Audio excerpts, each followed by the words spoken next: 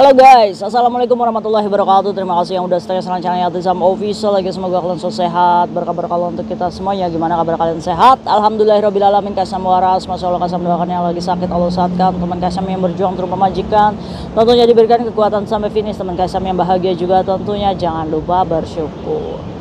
Semangat puasa, semangat. Udah mau 2 minggu ini puasa, masya Allah. Buka apa belum kalian? Udah minum kopi guys?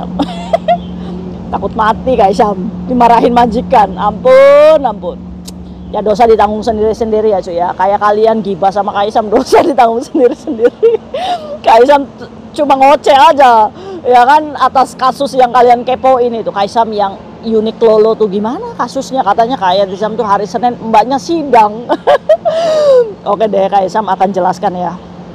Pertarungan pekerja migran menghadapi manajer Uniqlo, ya kan, dengan tuduhan jaksa di dalam sebuah persidangan, ya kan. Sekarang banyak kembali lagi ke rumah majikan ya, karena vonisnya ini di minggu depan. Jadi continue lagi nih minggu depan, kita akan tahu hasilnya ya. Cuma pada waktu itu si pekerja migran ini datanglah ke sebuah pengadilan, di mana di situ ada hakim, pengacaranya si mbaknya, terus jasa penuntut dan otomatis penuntut ya, yaitu manajer Uniqlo-nya itu. Kaisam nanya, kamu menyediakan saksi siapa? Saksi diri saya sendiri Kaisam. Saya bersaksi atas diri saya sendiri. Jadi pada waktu itu sidang ini memakan waktu 3 jam ya, hampir istirahat 20 menit dulu ya, untuk karena suasananya kan memanas ya cuy ya. Jadi si pekerja migran ini duduklah di sebelahnya pengacara cuy. Di situ manajer Uniqlo beserta jaksa ini menuntut mbaknya kalau misalkan CCTV itu dibongkar di persidangan itu cuy. Dimana di situ ada mbaknya yang keluar dari Uniqlo itu ya, dengan alarm yang berbunyi, dengan kagetnya mbaknya berbalik badan lagi. Nah di situ CCTV-nya diputar cuy, dan dilihat disaksikan oleh semua juri dan orang-orang di sekitar situ ya cuy ya. Pada akhirnya si jaksa ini mengatakan bahwa dia itu benar-benar mencuri dengan kesadarannya katanya. Bohong sekali kalau dia punya ATM tapi dia tidak tahu menggunakannya. Ya namanya juga nggak tahu ya Kak Sam. Saya kayak nggak apa-apa diejek sama teman-teman sesama pekerja migran. Masa sih nggak tahu mbak kalau ATM itu bisa buat bayar? Ya namanya juga lagi banyak pikiran ya Kak Sam ya. Saya juga nggak niat untuk mencurai, saya pun ada uang gitu. Ngapain juga saya melakukan seperti itu. Pada saat itu cuy, mbaknya didesak sama si jaksa ini. Udah kamu ngaku aja. Kalau misalkan kamu nggak ngaku, saya akan nuntut kamu segini-segini dengan pasal pencuraian gitu cuy. Akhirnya karena memanas ya di situ ya cuy ya. Akhirnya si hakim ini ngetok palu. Kita break katanya 20 menit. Akhirnya si pengacara ini dengan alhamdulillahnya mbaknya dapat pengacara yang good ya cuy. Mengerti gitu, udah kamu tenang aja ya, kamu pokoknya intinya kamu katakan apa adanya aja kepada hakim ya, udah kita berjuang katanya seperti itu. Akhirnya cuy, setelah manajer Uniqlo ini mengajukan tuntutan kepada hakim, Pak Hakim tuntut itu pekerja migran karena mengambil baju Uniqlo sampai 500 Hongkong dolar ya kan. Ada beberapa kan yang beli cangcut, beli BH, beli apa untuk tsunami-nya gitu ya cuy ya. Buat kalian yang nggak tahu kasusnya silahkan nonton konten sebelumnya. Jadi pekerja migran ini hanya mengingatkan ya. Pekerja migran ini disuruh beli dress sama majikannya, sudah beli ternyata duitnya kurang. Karena dia ini punya gaji di ATM BOC ya. Jadi dia ini berencana untuk shopping. Di satu sisi karena pekerja migran ini lagi banyak pusing ya kan, menghilangkan stres. Jadi akhirnya dia shopping. Dia sadar kalau duitnya kurang, hanya 200 sekian di dompetnya. Tapi dia merasa bahwa di ATM-nya itu ada 3.000 Hongkong dolar. Setelah dia belanja, dia panik ya, udah jamnya sore juga ya cuy ya. Di jam 6 dia ini keluar dari Uniqlo. Dia ini berencana untuk mengambil uang di depan toko itu. 3 langkah aja cuy. Kebetulan alarmnya ini kebetulan berbunyi dan dia baru sadar. Dia membawa itu barang belanjaan ke depan. Maksudnya dia ini nggak mau mencurai cuy. Dia cuma mau ngambil duit di ATM itu untuk bayar ini baju. Nah pada saat itu tidak dipercayai dan ditangkap polisi atau dipokingkan oleh sebuah brand yang ada di Hong Kong ini cuy. Dan sekarang sidangnya sudah penuntutan jaksa cuy. Nah akhirnya setelah 20 menit ini istirahat, si pekerja migran ini diberikan kesempatan untuk menghadap hakim untuk memberikan kesaksiannya cuy.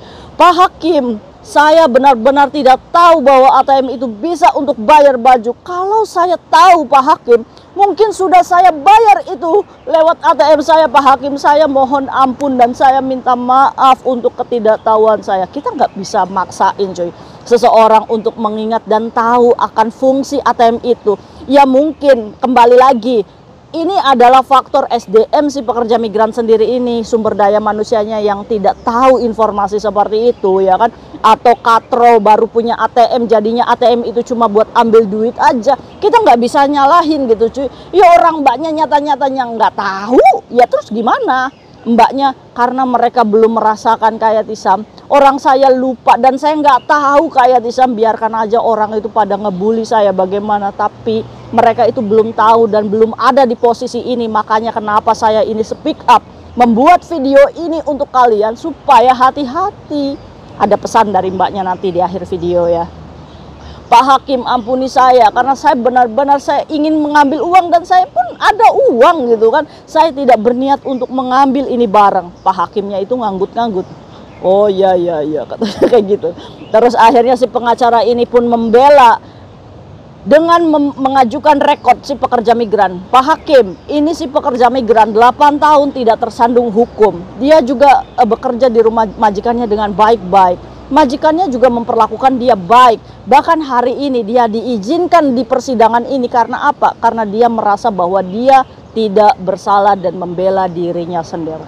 Oke, akhirnya persidangan ditutup dengan ngomong sama si pekerja migran ini bahwa minggu depan kamu datang untuk vonis.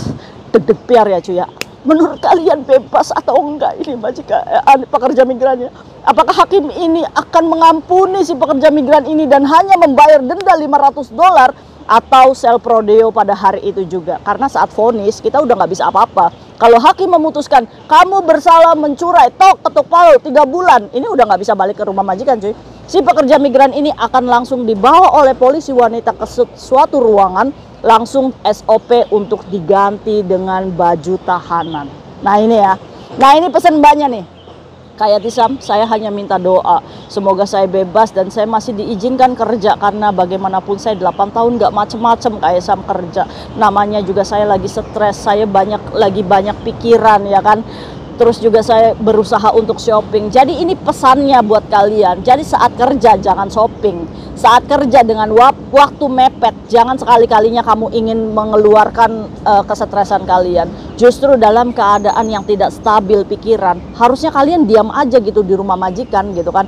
Istighfar terus, jangan mengalihkan shopping atau beli belanja, turun sebentar gitu kan, yang jaga-jaga nenek. Ya kita karena apa? Karena sial itu tidak ada di kalender, kejadiannya juga nggak kita bisa prediksi gitu ya cuy ya. Nah itu saran mbaknya, ini masukan yang bagus ya. Jadi buat yang komen-komen katanya yang menyudutkan saya, nggak jadi masalah kayak Tisam, saya akan membela diri saya sendiri. Semoga saya bisa menyelamatkan pekerjaan saya di Hong Kong. Kalau kayak gini kita sedih ya cuy ya. Tapi dari pengalaman si pekerja migran ini kita mengambil hikmah. Oh iya ya. Iya, walaupun majikannya baik karena kita menyepelekan, jadi ya udahlah dilanjut shopping kan, majikannya cuma suruh beli dress, ngapain kita shopping? Ya kan ini godaan habis gajian, ya wajar ya kayak gini ya. Kayak siapa sih? Kayak saya, kayak Tisam nggak bisa ngelihat gaji baru 1 jam hari Minggu dibawa ke shopping, makan-makan setiap kayak Tisam, terus beli tas Chanel kayak Tisam, habis gaji saya. Stres lagi tuh 1 bulan. Nah ini ya, jadi nanti vonisnya minggu depan. Kak Isam update lagi buat kalian yang kepo. Mungkin itu sharing Kak Isam hari ini, semoga menjawab pertanyaan kalian dan bagaimana suasana sidang pada waktu itu. Nah di situ saat pekerja migran ini melakukan pembelaan beserta pengacaranya, manajer Uniqlo ini sudah meninggalkan ruang sidang terlebih dahulu. Jadi di situ diwakilkan oleh jaksa penuntutnya aja. Keren. Terima kasih untuk pengalamannya ya Mbak ya. Semoga kita lebih terjaga dan pengalaman Mbak ini bisa menjadikan pakem untuk kita supaya hati-hati. Oh inget nih kejadian di Uniqlo ya kan. Jadi sadar ya. Jadi ATM kalian tuh bisa untuk bayar ya kalau misalkan ATM Hong Kong ya. Jadi kalian gak usah repot. Oke, see you next video. Bye bye. Assalamualaikum warahmatullahi wabarakatuh. Bye.